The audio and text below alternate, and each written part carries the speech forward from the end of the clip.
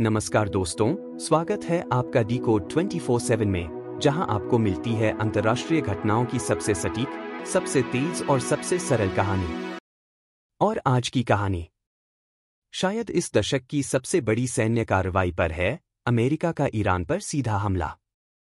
इस कहानी की शुरुआत अचानक नहीं हुई। 1953 में अमेरिका ने ईरान की लोकतांत्रिक सरकार गिरा दी थी। 1979 में ईरान में इस्लामिक क्रांति हुई और तभी से दोनों देशों के रिश्ते में जहर घुल चुका है। इसी तनाव के बीच 2015 में हुआ था एक परमाणु समझौता, जिसे ट्रंप ने 2018 में तोड़ दिया। और अब 2025 में हम उस बिंदु पर पहुंच गए हैं जहां बात सीधी जंग तक आ चुकी है। 22 जून की रात ईरान में अंधेरे के बीच अचानक आसमान से गड़गड़ाहट आई। अमेरिका ने ऑपरेशन मिडनाइट हैमर लॉन्च किया। 7 B-2 stealth bombers, 14 GBU-57 bunker buster bomb, Tomahawk cruise मिसाइलें और टारगेट था ईरान के 3 सबसे बड़े न्यूक्लियर ठिकाने, फोडो, नटंज और इस्फहान। ये बम ऐसे थे जो पहाड़ फाड़ सकते हैं, और अमेरिका ने दावा किया। हमने ईरान के परमाणु कार्यक्रम को कई साल A पीछे short time धकेल दिया ago, the है। U.S. military carried out massive precision strikes on the 3 key nuclear facilities in the Iranian regime: Fordo, Natanz, and Esfahan. Everybody heard those names for years as they built this horribly destructive enterprise. Our objective was the destruction of Iran's nuclear enrichment capacity and a stop to the nuclear threat posed by the world's #1 state sponsor of terror. Tonight, I can report to the world that the strikes were a spectacular military success. Iran's key nuclear enrichment facilities have been completely and totally obliterated. Iran, the bully of the Middle East, must now make peace. If they do not, future attacks will be far greater and a lot easier.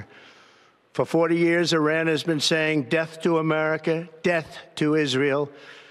They have been killing our people, blowing off their arms, blowing off their legs with roadside bombs.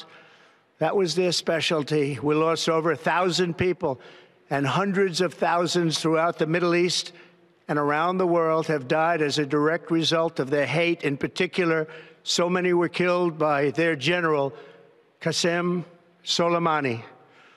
I decided a long time ago that I would not let this happen. It will not continue.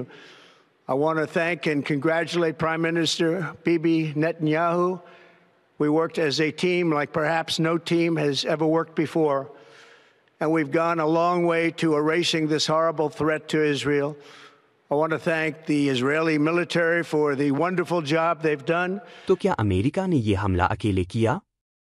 सूत्रों के मुताबिक Israel ने खुफिया जानकारी साझा की और America ने इसका सैन्य इस्तेमाल किया। डोनाल्ड ट्रंप ने प्रेस कॉन्फ्रेंस में कहा, यह हमला जरूरी था ताकि ईरान परमाणु बम न बना सके। लेकिन विशेषज्ञ कहते हैं, यह कदम बहुत बड़ा रिस्क है। The Islamic Republic of Iran condemns in the strongest terms the United States' brutal military aggression against Iran's peaceful nuclear facilities. क्योंकि ईरान चुप नहीं बैठेगा। ईरान ने तुरंत जवाब दिया, हमारे कार्यक्रम को कोई गंभीर नुकसान नहीं हुआ। और इसी के साथ ईरानी विदेश मंत्रालय ने बयान जारी किया, अब हम हर विकल्प पर विचार करेंगे, यहां तक कि अमेरिकी बेस पर मिसाइल हमले भी। हौथी विद्रोहियों ने रेड सी में अमेरिकी जहाजों को टारगेट किया। इराक और सीरिया में अमेरिकी बेस पर ड्रोन हमले शुरू हो गए। और तेहरान में सड़कों पर जनता गुस्से से उबल रही थी।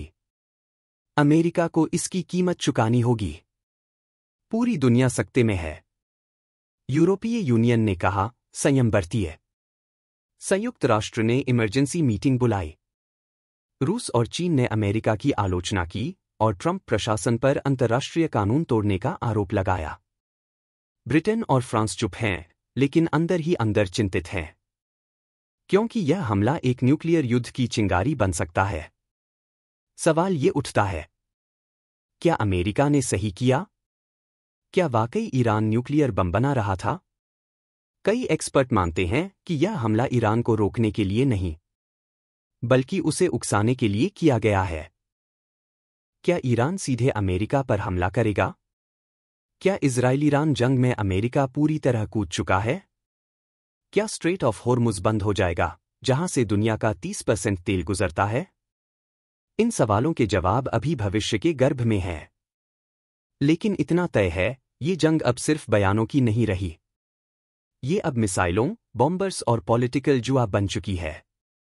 तो दोस्तों, ये थी हमारी पूरी रिपोर्ट। एक रात जो इतिहास में दर्ज हो चुकी है। क्या आप मानते हैं कि अमेरिका का ये हमला सही था? क्या ईरान की जवाबी कार्रवाई और बड़ा संकट ला सकती है? अपने विचार हमें कमेंट में जरूर बताएं। अगर आपको ये वीडियो जानकारीपूर्ण लगी हो तो लाइक करें, शेयर करें और डिकोड 24/7 को सब्सक्राइब करना न भूलें। मिलते हैं अगले वीडियो में, जहां हम फिर लाएंगे दुनिया की बड़ी घटनाओं की सबसे सच्ची कहानी। जय हिंद।